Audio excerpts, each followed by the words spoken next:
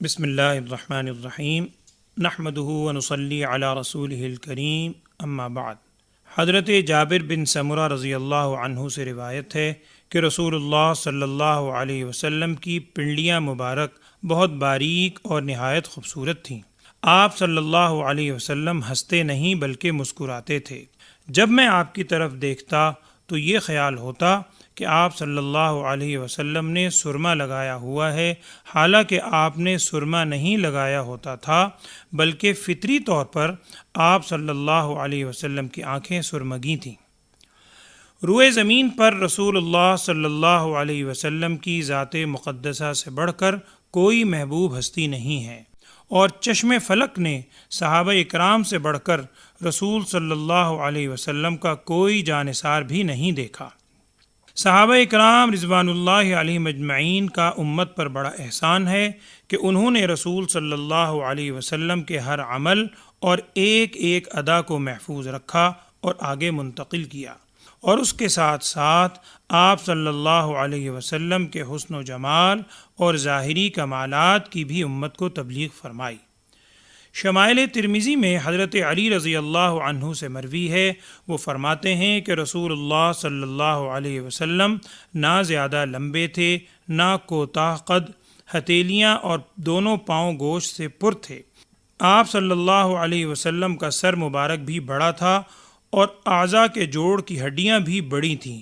سینے سے لے کر ناف تک بالوں کی ایک باریک دھاری تھی۔ جب آپ صلی اللہ علیہ وسلم چلتے تھے تو یوں محسوس ہوتا تھا گویا کسی اونچی جگہ سے نیچے اتر رہے ہیں۔ حضرت علی رضی اللہ عنہ فرماتے ہیں کہ میں نے رسول اللہ صلی اللہ علیہ وسلم جیسا نہ آپ سے پہلے دیکھا نہ بعد میں۔ آج کی زیر درس حدیث میں دو باتوں کا ذکر ہے۔ ایک یہ کہ رسول اللہ صلی اللہ علیہ وسلم کا ہنسنا صرف تبسم ہوتا تھا۔ ایک دوسری حدیث میں حضرت عبداللہ ابن حارث رضی اللہ عنہ فرماتے ہیں کہ میں نے رسول اللہ صلی اللہ علیہ وسلم سے زیادہ تبسم کرنے والا کوئی نہیں دیکھا۔ یہاں محدثین نے اس بات کی وضاحت بھی کی ہے کہ بعض دیگر احادیث سے یہ معلوم ہوتا ہے کہ آپ صلی اللہ علیہ وسلم دائم الفکر تھے اور امت کی اصلاح کے رنج و غم میں رہتے تھے، جبکہ آج کی حدیث میں یہ الفاظ ہیں کہ آپ بہت زیادہ مسکرانے والے تھے۔ اس کا مطلب محدثین یہ بیان کرتے ہیں کہ ہر وقت غور و فکر کے باوجود نبی صلی اللہ علیہ وسلم دوسروں کی دلجوئی کی خاطر ہمیشہ مسکراتے رہتے تھے۔ دوسری بات جو آج کی زیر درس حدیث میں ذکر کی گئی ہے وہ یہ ہے کہ آپ کی جانب دیکھ کر یوں محسوس ہوتا تھا کہ آپ نے سرما لگایا ہوا ہے، حالانکہ اس وقت آپ صلی اللہ علیہ وسلم سرما لگائے ہوئے نہیں ہوتے تھے۔ اس بارے میں یہ بات مد نظر رکھنی چاہیے کہ سرما لگانا سنت رسول ہے۔ حضرت عبداللہ ابن عباس رضی اللہ عنہ فرماتے ہیں کہ رسول اللہ صلی اللہ علیہ وسلم کے پاس ایک سرما دانی تھی جس میں سے آپ 3 سلائیاں ہر رات آنکھوں میں لگایا کرتے تھے۔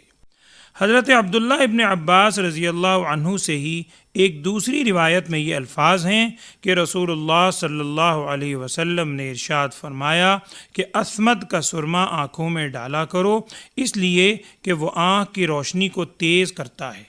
عصمت ایک خاص سرما ہے جو سیاہ سرخی مائل ہوتا ہے۔ محدثین نے وضاحت فرمائی ہے کہ سوتے وقت سرما ڈالنا زیادہ مفید ہے کیونکہ آنکھ میں دیر تک باقی رہتا ہے اور مسامات میں بھی سرایت کرتا ہے۔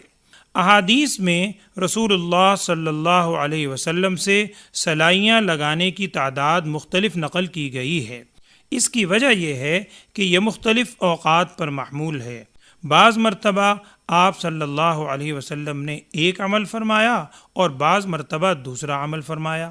پھر سرما لگانا اگرچہ آپ صلی اللہ علیہ وسلم کا عمل مبارک تھا، لیکن آپ صلی اللہ علیہ وسلم کی آنکھوں میں سرمے کے بغیر بھی ایک خوبصورتی تھی۔ اسی کو شروع میں جو حدیث پڑھی گئی اس میں صحابی بیان کرتے ہیں کہ فطری طور پر آپ کی آنکھیں سرمگی تھیں۔